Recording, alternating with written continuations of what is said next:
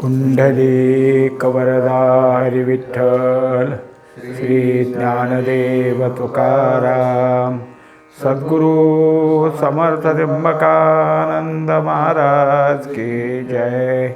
माऊली ज्ञानेश्वर महाराज की जय। जगद्गुरु तुकाराम महाराज की जय। श्री गुरुदेव दत्त। अनुसंधान।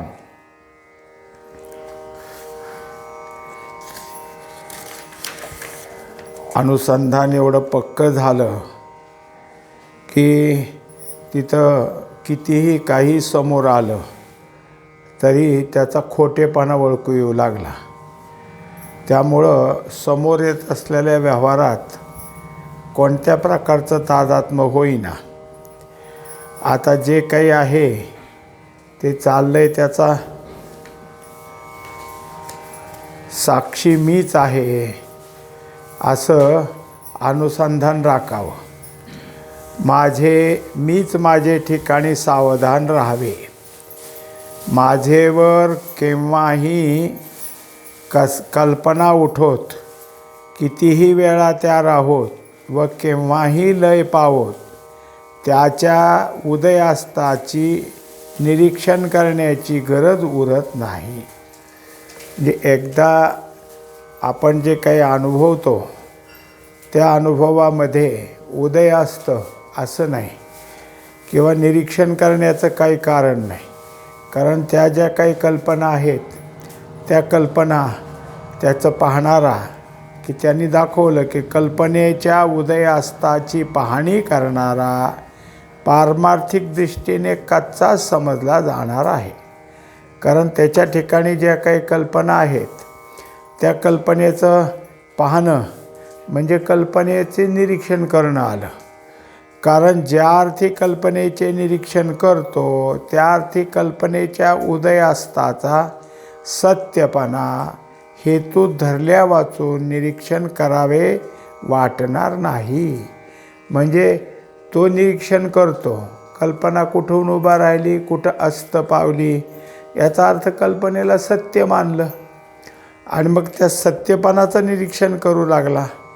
म्हणून कल्पनेचा सत्यपणा ज्याचे जवळून उडाला तो त्याचे निरीक्षण करण्याच्या व्यापारात चुकूनही पडणार नाही।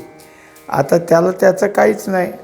जसा एखादा मनुष्य असतो आणि काय असतं की मनुष्याच्या ठिकाणी गाढ झोप लागणं एक भाग आहे आणि काही झोप अशी की उगीच चित्र काहीतरी डोळ्यापुढे येत राहतात, काही असतं। पण सकाळी उठल्यावर त्याला एकही लक्षात राहत नाही। कारण काय, त्याचं निरीक्षणच ह्याने केलेलं नाही। ते सत्य का असत्य ह्याचं काहीच नाही। असत्य आहे हे तर अगोदरच कळतं, पण सत्य आहे असं कधीच मनात येत नसल्यामुळं त्या गोष्टी त्यांनी कधी पाहिल्या किंवा काय त्यातलं आठवलंय असं होत नाही। आपल्या स्वरूपानुसंधानातच सावध राहिला म्हणजेच अनुसंधान राखील। आता ज्याच्या ठिकाणी काय की स्वरूपाच्या ठिकाणचं अनुसंधान आणि त्यातली सावधगिरी ठेवली म्हणजे खऱ्या अर्थाने त्याचं अनुसंधान राहिलं। यापुढे अनुसंधानाचा अर्थ थोडा बदलावा लागणार आहे। ज्या अर्थी अनुसंधान राखावे लागत आहे त्या अर्थी कशाची तरी भीती वाटत आहे, म्हणून अनुसंधानाची गरज भासत आहे। वाळू घातलेले धान्य चिमणी कावळे खातील म्हणून सावधपणे लक्ष ठेवणे जरूर आहे। अंगणातील वाळवण तसेच ठेवून रात्र झाली आणि दरवाजा लावला तर चिमणी पाखरे येणार नाहीत, तर रक्षणाची काळजी का राहील? तसे अनुसंधान का ठेवावे? माझी जागा चुकेल, माझ्या मागे संसार लागेल, मी दुःखी होईन या भीतीनेच या संसार मृग जळवत मिथ्या आहे, ती नुसती माया आहे, ते शून्य आहे, त्यात काही तथ्य नाही, ही अनुभवाने खात्री झाली। आता जसं अनुसंधान त्या ठिकाणी सावध राहा आणि अनुसंधान ठेवावं, हे जे चाललं होतं ते सांगतात की ठेवण्याची तरी काय गरज आहे.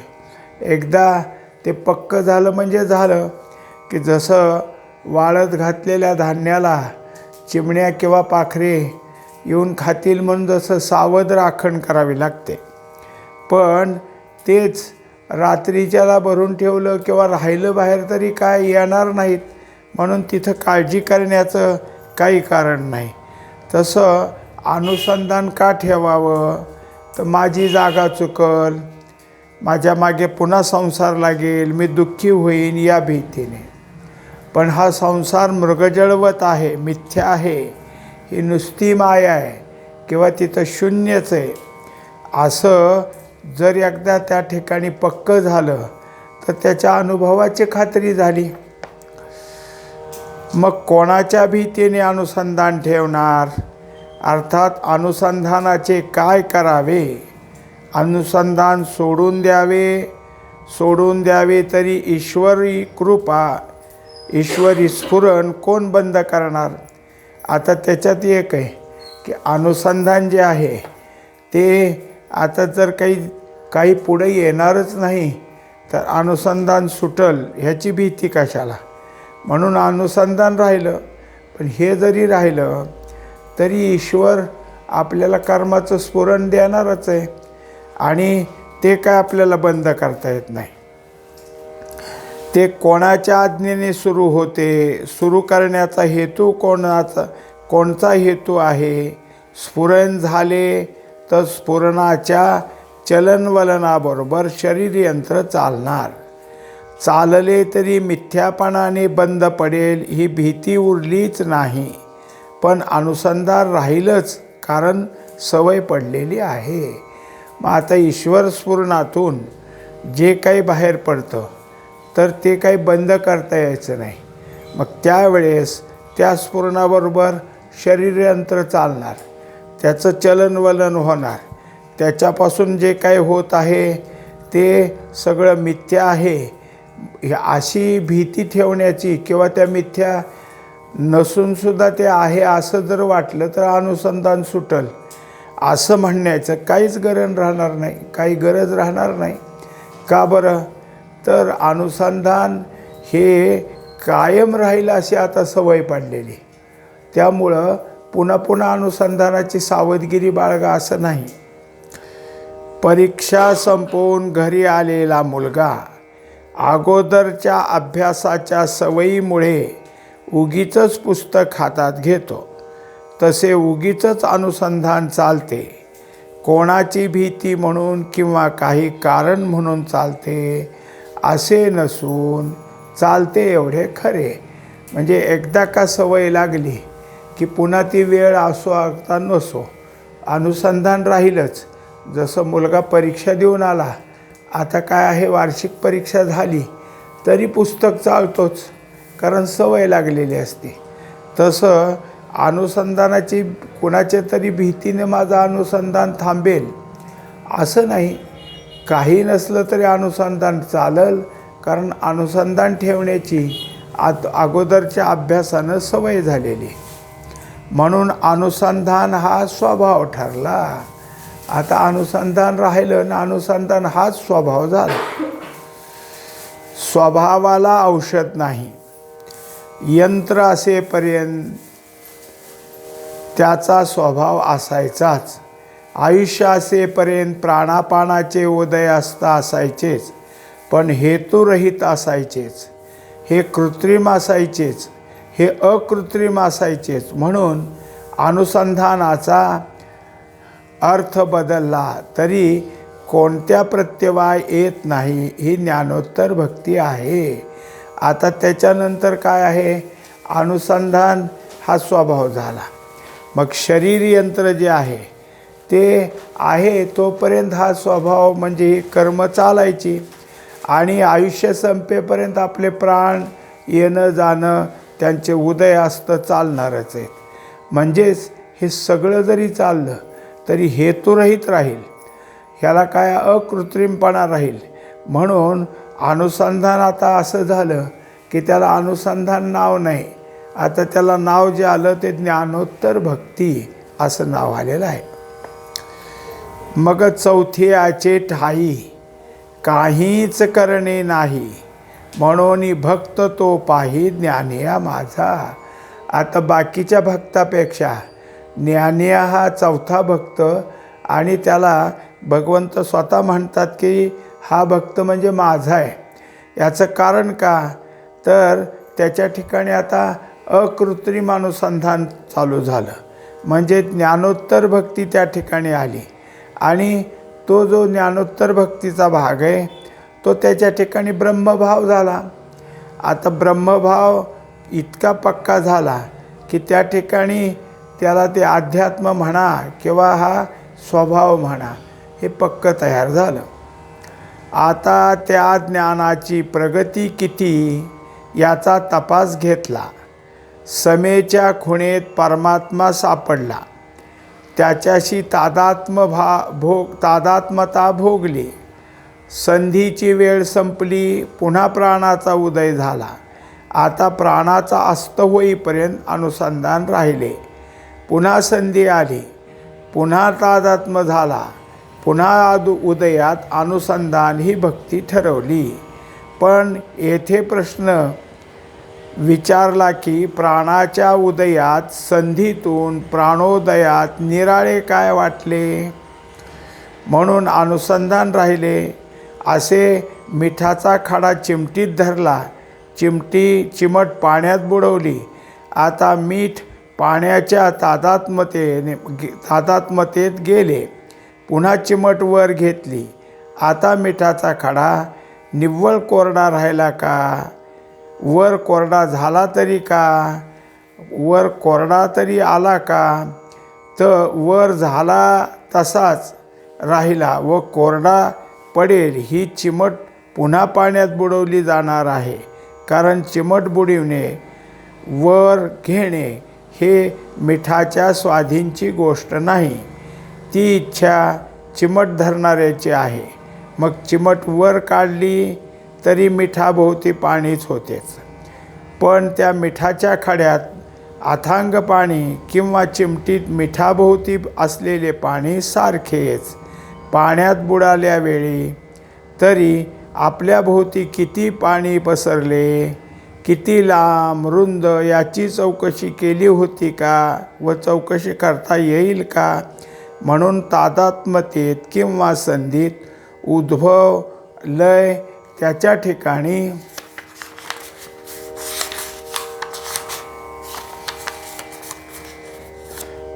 सारखेच आहेत. आत्तापर्यंत जे जे काही झालं त्याचा एकदा शेवटचे आपल्याला अनुसंधान कसं पक्कं राहतं ह्यात दाखवलं. सुरुवातीला आपण काय करत होतो, जशी सुरुवातीला सांगितलं की सम कशी पकडायची, तसं संधी कशी पकडायची असा अभ्यास झाला. मग प्राणाचा उद्भव झाला की संधी राहत नाही, आणि प्राणाचा अस्त झाला की अनुसंधान राहतं. पण असं करत करत या प्राणाचा उदय हो अस्त हो अनुसंधान टिकून राहायला लागलं. कारण अनुसंधान उदयाच्या ठिकाणीसुद्धा आणि अस्ताच्या ठिकाणीसुद्धा पक्कच राहायला लागलं. त्याला उदाहरण दिलं की पाणी आणि मीठ, त्यातला मिठाचा खडा चिमटीत धरून बुडवला तर जसं जसं काय आहे पाण्यात बुडव काढ असं जरी झालं तरी तो अखंड पाण्यातच झाला. बुडवल्यावर आजूबाजूला पाणी, वर काढल्यावर ओलेपणा आहे, पुन्हा बुडवल्यावर आजूबाजूला पाणी, पुन्हा वर काढल्यावर ओलेपणा आहे. असं करत तो अथांग पाणी आहे का काय आहे याचं भानसुद्धा राहत नाही. याचं कारण का, तो आत आणि बाहेर ओलाच आहे. तसं आता अनुसंधानाच्या ठिकाणी मी आत आलो का बाहेर आहे, माझ्या ठिकाणी काय बदल झाला, काही नाही. जसं ते आत बाहेर पाण्याने ओलाच राहणारा मिठाचा खडा आहे तसं हे अनुसंधान पक्कं राहिलं. म्हणजेच कोठेही अनुसंधानच आहे, आत बाहेर असे म्हणायला त्याला जागाच नाही. आत बाहेर राहिलेच नाही. म्हणून सर्व ब्रह्माबाहेर निघावे, तेव्हा हे ब्रह्म व हे जग म्हणावे. ज्ञानियाला सर्व जग ब्रह्मरूप दिसते म्हणतात. कसे दिसते? कसे दिसत असेल? कारण त्यांचा अनुभव मोठा असेल. आपणाला तसा आभास होईल का? आपणास तसे दिसेल का? पण याची घटनाच पाहिली नाही म्हणून असे वाटते. ज्ञान त्याच्यावर उठणाऱ्या कल्पनेकडेच पाहिलं. कल्पनेकडे पाहावे, मग कल्पनेतून पाहावे, तेव्हा जग दिसते. कल्पनेकडे पाहणे सोडून दिले, वृत्ती उदयात असो किंवा वृत्ती लयात असो, ब्रह्मरूपातच पाहणे चालू राहिले. आता त्याच्याकरता काय आहे? ज्ञानियाचा स्वभाव दिला की ज्ञानियाच्या ठिकाणी जे काही ब्रह्मरूप झाले ते त्याला आत आणि बाहेर ब्रह्मसारखंच झालं ना. तो आत असला तरी ब्रह्मस्वरूपात आहे आणि बाहेर ब्रह्मच आहे की सगळीकडं. त्याच्यामुळं त्याच्या ठिकाणी हे आत आणि हे बाहेर असं काही राहिलं नाही. आतही ब्रह्म आहे, बाहेर आहे ब्रह्म, अंतर्बाह्य झालं. पण आपल्याला कसं कळणार ते? कारण आपल्या कल्पना ब्रह्मरूपापर्यंत नाहीत. म्हणून आता सांगायचं की जसं कल्पनेकडं पाहणारे आपण, कल्पना आली, कल्पना गेली, हे सगळं त्या ठिकाणी पाहतो. पण त्या ठिकाणची जी काही वृत्ती आहे ती वृत्तीच एकदा ब्रह्मरूप झाली की मग ब्रह्मरूपातच तिच्या ठिकाणी झालं. म्हणजे कल्पनेत पाहणारा जेव्हा ब्रह्मरूपात जाईल तेव्हा त्याला मग की एका ब्रह्मरूपाशिवाय काही नाही. आणि जे आपण होतो, आपल्याला जर समजा अंतरंगामध्ये अभ्यास होऊन ब्रह्मरूप होता येत होतं, पण बाहेर उघडलं की डोळ्याला जगच दिसायचं. हे जसं झालं तसं त्याच्या ठिकाणी काय होईल की वृत्तीचा लय झाला की ब्रह्मरूप, आणि वृत्तीचा उदय झाला की कल्पनारूप जग दिसायला लागलं. कारण का? बाहेर बघायला अजून जगच दिसतंय ना, आणि आत फक्त वृत्ती आवळली की त्याच्या ठिकाणी काय ब्रह्मरूपात आहे. मग आता हेच व्हायचं चांगदेवाचं की ते तपश्चर्याला बसले समाधीत की ब्रह्मरूप व्हायचे, पण उठलं की सगळं जगच दिसायचं. त्यांच्या दृष्टीने अजून काय आहे की जगरूपी कल्पना तशीच राहिली. वृत्तीचा लय जेव्हा व्हायचा तेव्हाच त्यांच्या ठिकाणी ब्रह्मरूपात यायची. पण वृत्तीचा लय करण्याकरता त्याला कुठंतरी अनुष्ठानाला मांडी घालून बसावं लागायचं. मग तेवढं बसणं जे काय असेल तेवढं त्यांचं ब्रह्मरूपात जायचं.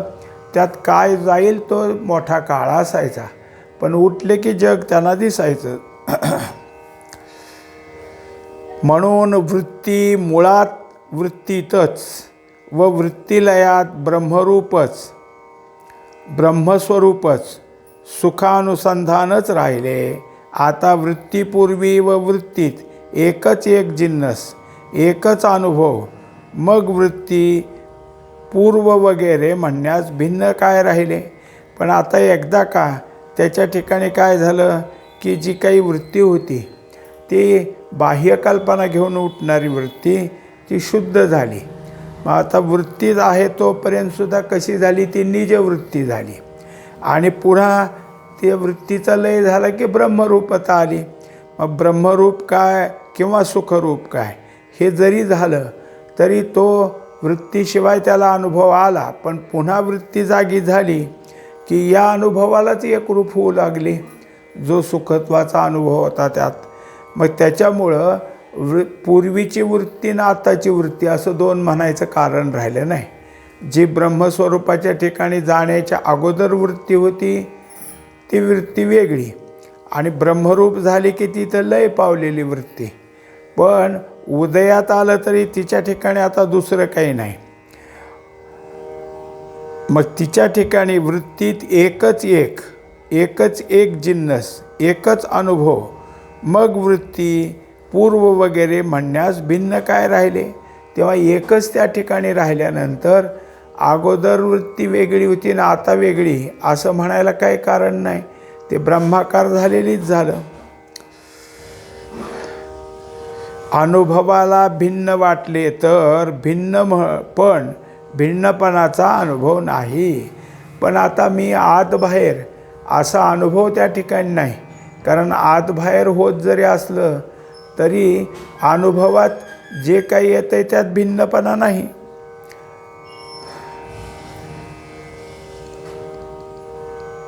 मग भिन्न काय? वाचारंभन विकार स्वरूपात येऊन अखंड स्वरूपात कप्पे पाडायचे म्हणजे कशाच्या आधारावर?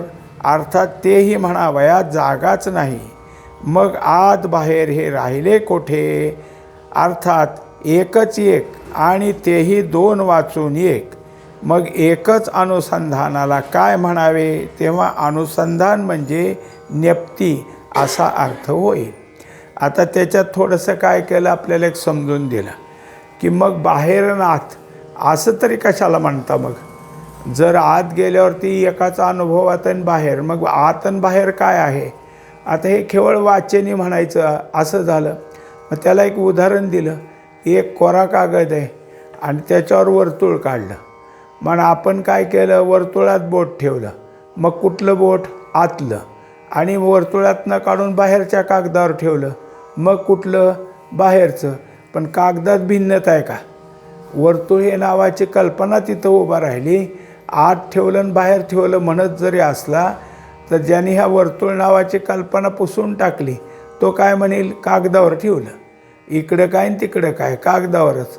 तशी भिन्नता राहिली नाही. हे आपल्याला म्हणायचं म्हणून आपण आत आणि बाहेर म्हणलं. कागदाच्या वर्तुळाच्या आतला कागद आणि वर्तुळाच्या बाहेरचा कागद म्हणून आत आणि बाहेर. पण शेवटी कागद एकच आहे ना. वर्तुळाच्या बाहेर काय आणि वर्तुळाच्या आत काय? त्याच्यासाठी तेव्हा अनुसंधान म्हणजे ज्ञप्ती असा अर्थ होईल. अनुसंधान म्हणजे केवळ ज्ञानच असा तिथं अर्थ होतो. साधक ब्रह्मरूपच झाला. मग साधकाचे साधन अनुसंधान साधनाने आपल्याबरोबर आत नेले.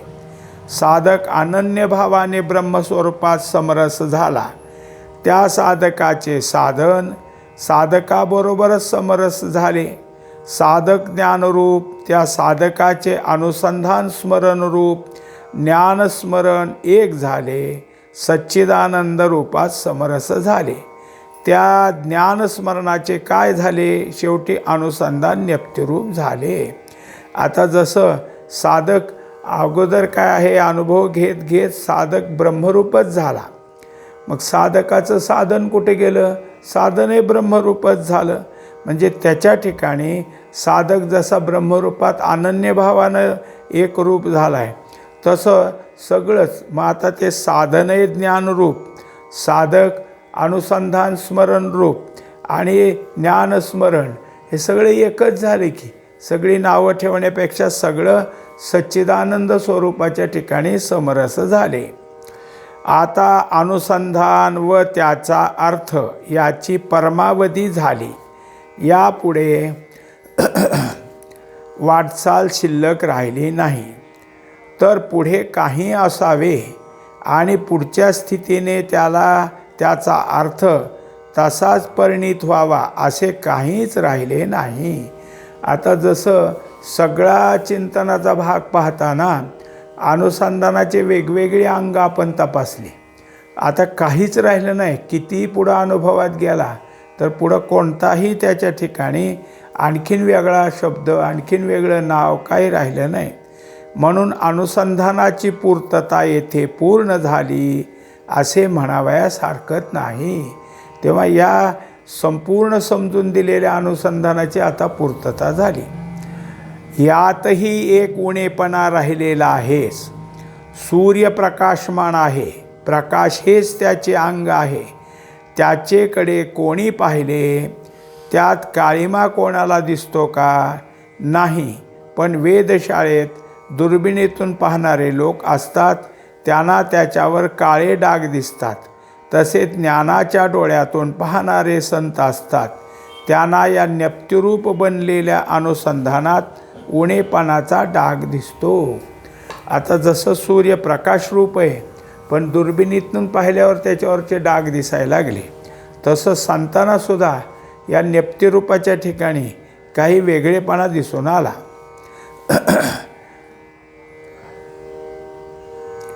आता उणेपणा कसा राहणार? सूर्याने आपल्या प्रकाशाच्या जोरावर काळे डाग झाकून काढले, पण त्याच्या प्रकाशातही काळेपणा हुडकणाऱ्याला दिसला.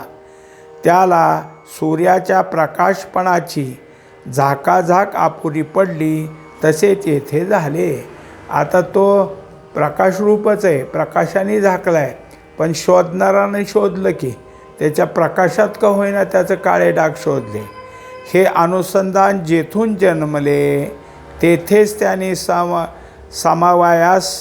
सामावयास पाहिजे, म्हणजे त्याची खरी पूर्तता झाली असे म्हणता येईल.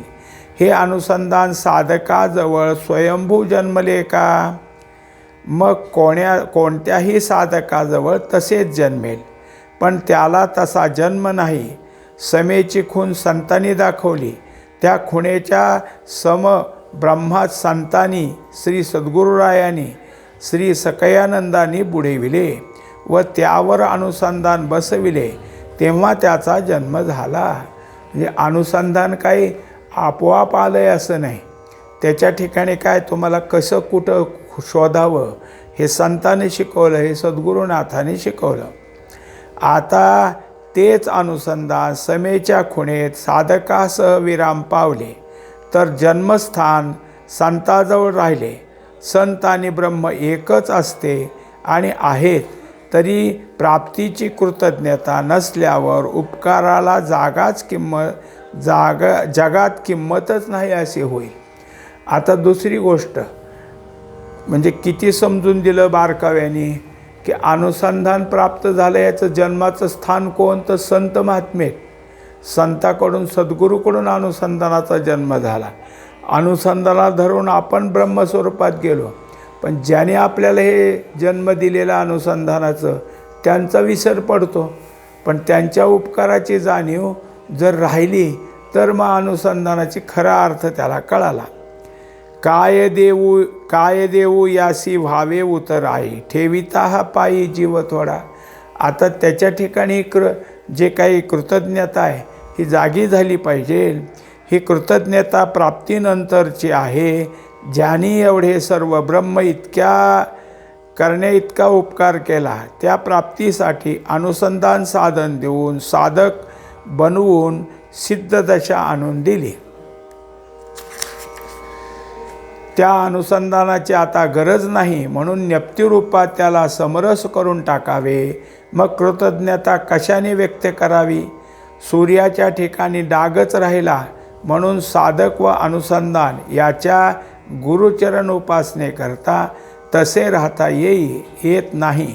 त्याला आपल्या जन्मस्थानाकडे येण्या वाचून दुसरी गती नाही.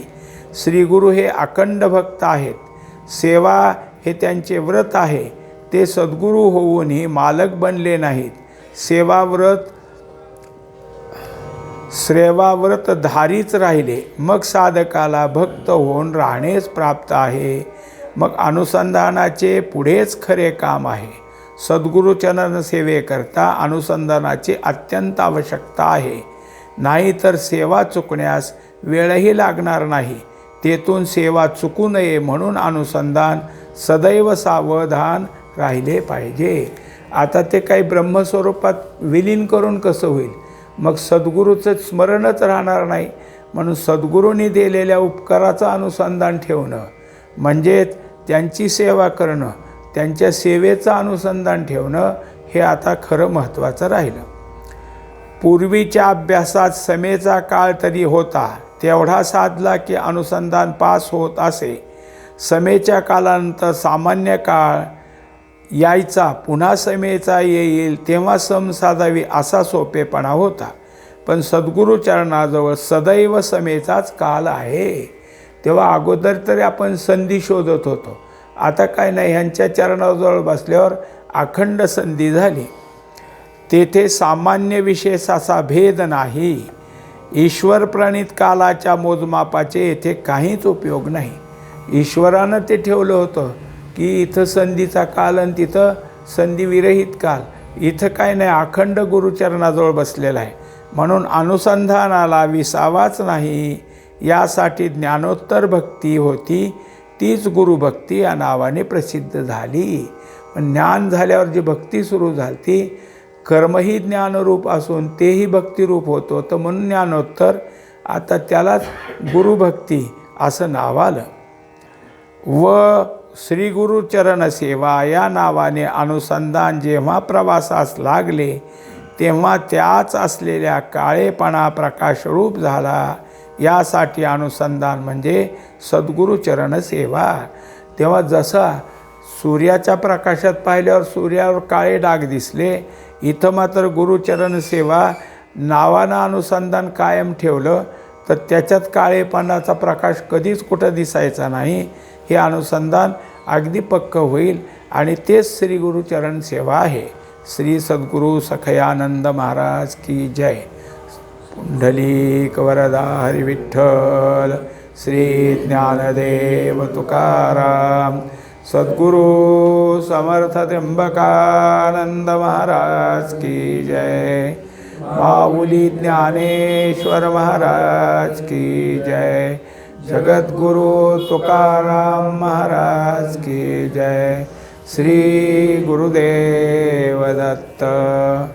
अनुसंधान चिंतन आता संपलं.